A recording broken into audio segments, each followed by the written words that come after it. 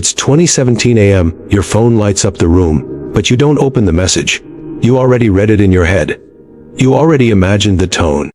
You already prepared the response you'll probably never send. And somewhere in that silence, a quiet question lingers. Why did you grow up feeling older than everyone else, even when you were still a child? There's a certain kind of child no one worries about. They don't scream. They don't demand. They don't break things. They sit quietly, watching everything. They learn early how moods shift in a room, how a sigh means danger, how silence can be louder than yelling. They learn when to speak and when to disappear. And people call it maturity. You're so understanding. You're wise for your age. You don't act like other kids.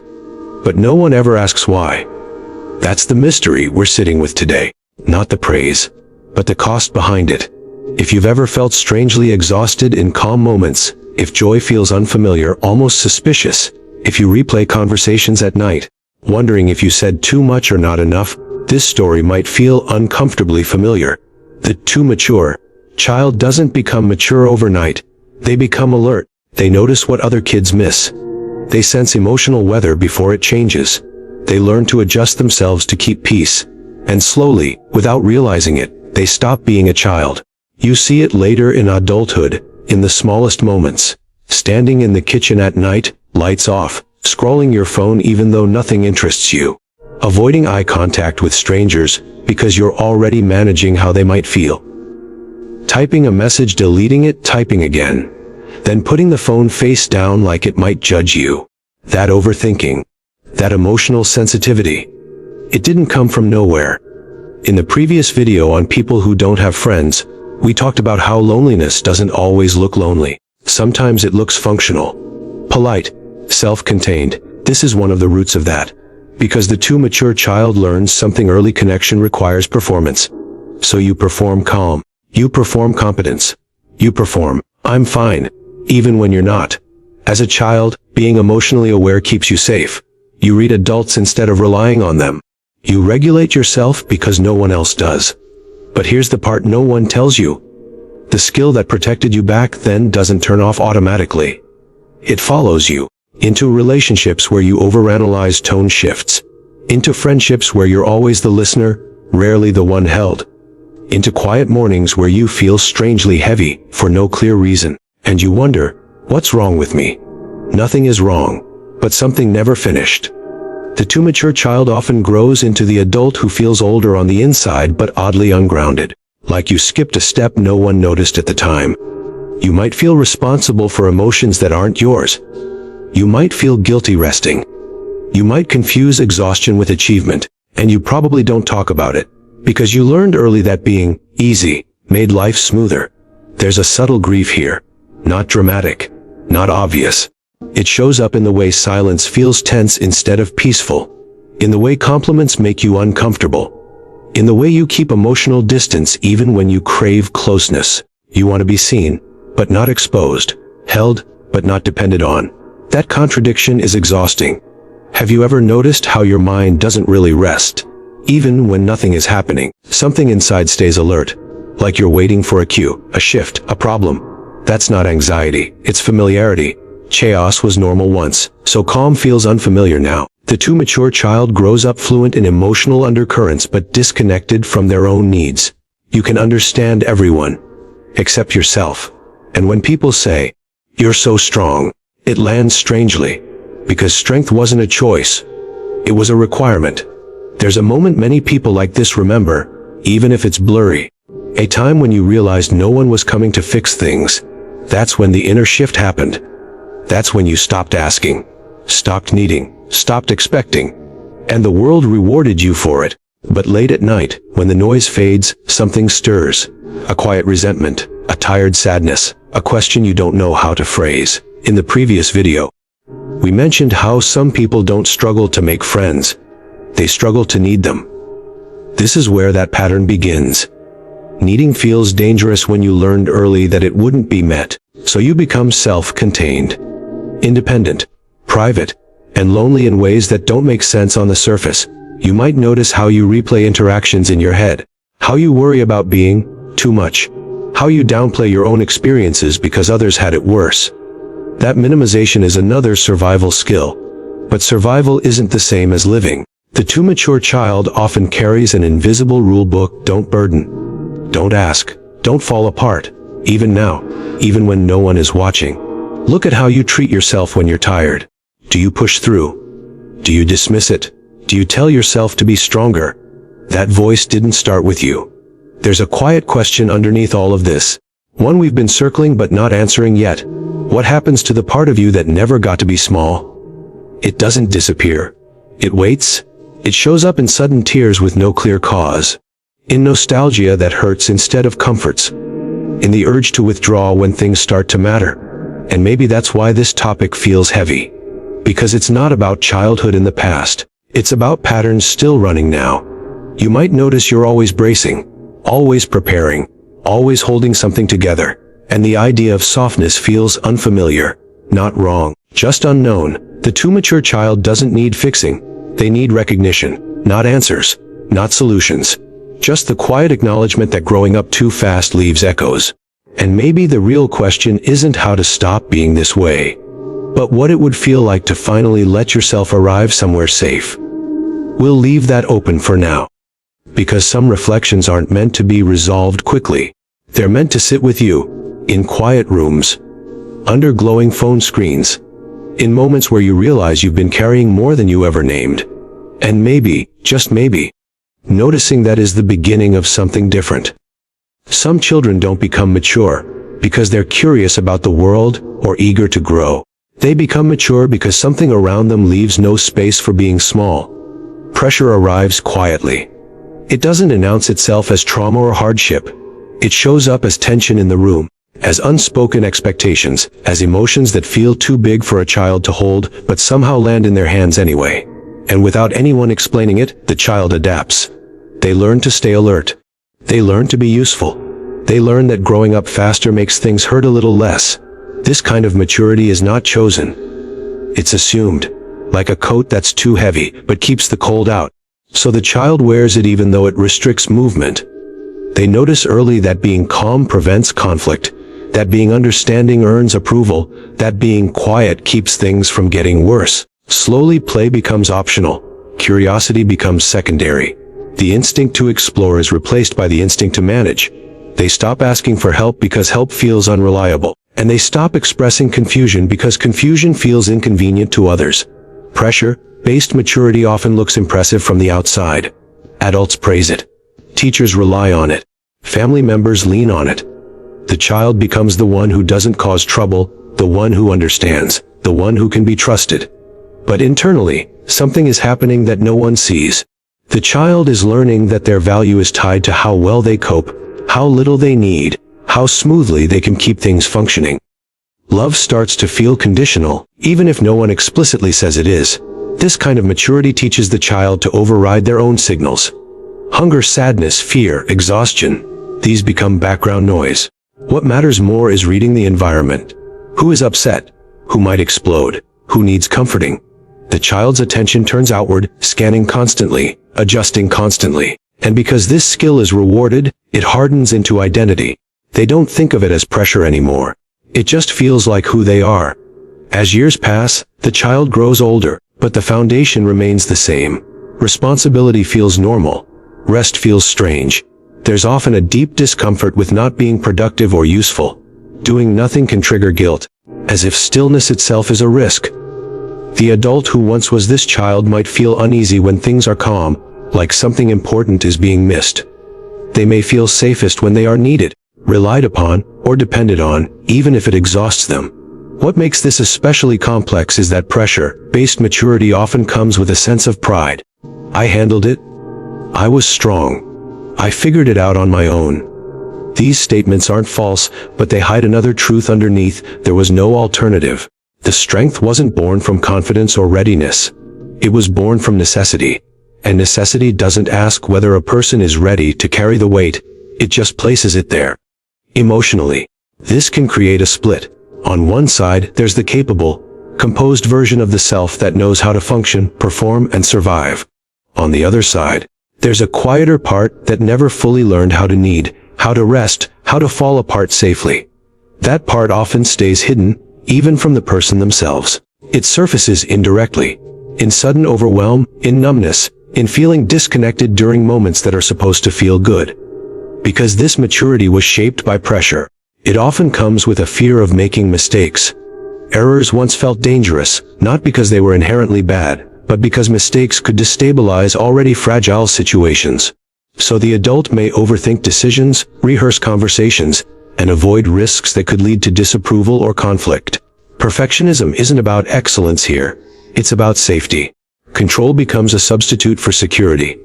Relationships are often affected in subtle ways. The person may default to being the listener, the fixer, the stable one. They may feel uncomfortable receiving care, unsure how to relax into it without feeling indebted. Vulnerability can feel foreign, even risky, because being vulnerable once meant adding to the pressure rather than relieving it. They might crave closeness deeply, while simultaneously keeping emotional distance, unsure how to exist without managing the emotional temperature of the space. Pressure-based maturity also distorts the concept of adulthood. Instead of seeing adulthood as a phase of growth and choice, it feels like a continuation of responsibility. There's often a sense of having already lived too much too soon, of being tired in ways that don't match chronological age. Joy can feel muted, not because it's unwanted, but because the nervous system never learned that joy could be safe and lasting rather than temporary and fragile. Internally, there may be a persistent sense of being behind and ahead at the same time, ahead in emotional awareness, responsibility, and self-control, behind in playfulness, ease, and self-permission. The person might intellectually understand that rest is allowed, that asking for help is normal, that they don't have to hold everything together, yet still feel an invisible resistance when trying to live that truth. The body remembers the pressure even when the mind tries to move on. This kind of maturity doesn't fade on its own because it was never just a phase. It was a strategy, a solution to an unsolvable problem. And strategies that once kept someone safe don't disappear just because the environment changes. They linger quietly, shaping choices, reactions, and self-perception. They influence how a person treats themselves when they're tired, how harsh their inner voice can be, how difficult it feels to admit uncertainty or need. Underneath all of it is a question that often goes unspoken: who would I be if I didn't have to be strong all the time? But even that question can feel destabilizing, because strength became the foundation, the proof of worth, the way the world made sense. Letting go of pressure-based maturity doesn't mean rejecting responsibility or competence. There is a particular kind of growth that looks impressive from the outside, but feels strangely hollow on the inside. It's when a person becomes highly capable, reliable, and emotionally intelligent, yet carries a quiet sense that something essential was never listened to. Growing competent while the inner child stays unheard is not an accident. It's the result of adapting to an environment where being effective mattered more than being understood, where doing well replaced feeling safe. As a child, competence becomes a language. You learn that solving problems gets attention faster than expressing confusion, that being helpful earns praise more reliably than being needy. Slowly, you start translating your worth into usefulness. You don't just learn how to do things well, you learn how to anticipate what others might need before they ask. You become efficient, thoughtful, emotionally aware. And each skill you develop makes life smoother for everyone around you, which reinforces the behavior. No one pauses to notice that your own needs are being postponed indefinitely. The inner child in this situation doesn't disappear. They're just repeatedly interrupted. Every time they feel something messy, inconvenient, or vulnerable, the competent part steps in and overrides it. There's no time to be upset. There's something to fix, no space to be confused. There's a role to play. Over time, this pattern becomes automatic. Emotional expression is filtered through practicality. Feelings are evaluated for usefulness. If an emotion doesn't help anyone or improve the situation, it's quietly set aside. As adulthood arrives, the competence remains. In fact, it often sharpens. You might be good at your job, trusted by others, seen as dependable and composed. People come to you for advice. They rely on your steadiness. But inside, there's a subtle imbalance. You can articulate complex thoughts, manage responsibilities, and navigate difficult situations, yet struggle to answer simple internal questions like, what do I want? Or, how do I actually feel right now? The inner child was never given enough airtime to develop a clear voice. This can create a strange emotional numbness. Not emptiness exactly, but a muted quality to experiences that are supposed to feel rich. Achievements don't land the way they're expected to. Compliments feel awkward. Moments of rest feel undeserved or uncomfortable. There's often an underlying sense that something is missing. But it's hard to name because you've spent so long focusing outward that your inner world feels unfamiliar. Growing competent without being heard also shapes self-talk. The internal dialogue tends to be efficient but unforgiving. Mistakes feel heavier than they should. Rest is negotiated rather than allowed.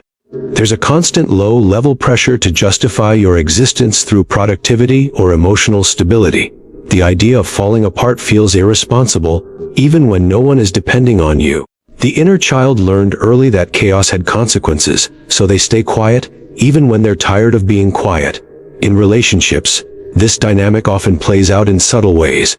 You may be very good at understanding others, validating their feelings, and holding space for them. Empathy comes naturally.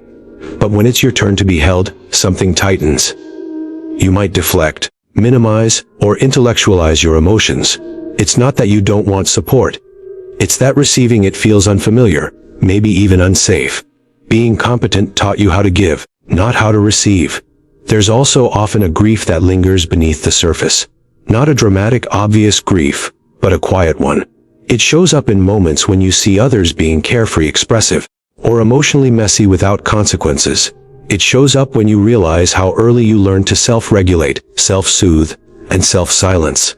The grief isn't just about what happened. It's about what didn't. The conversations that never took place. The feelings that were never fully acknowledged. The versions of yourself that never got to exist out loud. Because the inner child stayed unheard, their needs don't disappear. They resurface indirectly. Through burnout. Through sudden emotional waves that feel disproportionate. Through a persistent sense of dissatisfaction even when life looks good. Sometimes through a longing for simplicity, nostalgia, or a desire to escape responsibilities altogether. These aren't signs of immaturity. They're signals from a part of you that developed in the background, without guidance or validation. Competence can also become a shield. When you're good at handling things, people assume you don't need help, and often, you reinforce that assumption because asking feels awkward, heavy, or selfish. Over time, this creates a feedback loop. You become even more capable, even more self-sufficient, while the inner child learns that speaking up doesn't change much anyway. Silence feels safer than disappointment. Emotionally, this can lead to a disconnect between what you know and what you feel. You may understand your patterns intellectually, recognize why you are the way you are, yet still feel stuck in them. Insight alone doesn't give the inner child a voice. They don't speak in logic. They speak in sensations, impulses, moods, and unmet longings. And if those signals are constantly overridden by competence, they remain untranslated. Growing competent while the inner child stays unheard also affects how you relate to yourself in moments of vulnerability. Instead of comfort, you may offer correction. Instead of compassion, efficiency. You tell yourself to move on, be rational, stay strong. These responses once helped you survive, but they also taught the inner child that their raw feelings were inconvenient. Over time, that part of you may stop trying to speak clearly and instead communicate through indirect means, like tension in the body, restlessness, or emotional withdrawal. There's often a moment, sometimes subtle, when this imbalance becomes harder to ignore. It might happen during burnout, a relationship breakdown, or a quiet phase of life where there's finally space to notice how tired you are. Without constant external demands, the inner child's presence becomes more noticeable. Not louder, necessarily, but more persistent. A sense of, I can't keep doing it this way, without a clear alternative. The complexity here is that competence isn't the enemy. It's not something to get rid of. It's a strength that deserves respect. The difficulty arises when competence becomes the only mode of being, when it crowds out softness, spontaneity, and emotional honesty. When the inner child never gets the chance to influence decisions, preferences, or rhythms of life. At its core, growing competent while the inner child stays unheard is about imbalance, not damage. It's about a life shaped around functionality rather than expression. The person becomes very good at managing reality, while remaining somewhat distant from their own inner experience. They can navigate the world, but feel oddly disconnected from themselves while doing so. And somewhere beneath the schedules, the emotional intelligence, the problem-solving skills, there's still a younger voice that learned to wait, to be patient, to stay quiet until it felt safe enough to speak. A voice that adapted to silence by becoming observant, adaptable, and strong. A voice that never stopped listening, even when no one was listening back, still holding its thoughts carefully. Still wondering what it would be like to be heard without having to explain, justify, or perform, still carrying questions that were postponed rather than answered, still existing beneath the competence, steady and quiet, waiting in the background of every decision, every interaction, every moment of pause, present but untranslated, active but unseen, shaping reactions in subtle ways, influencing choices without ever fully stepping into the light, remaining there as life continues to move forward, as responsibilities accumulate, as skills sharpen, as the outer self grows more capable, while the inner one remains paused in a place where being heard once felt optional and learning to speak fully never quite had the chance to begin.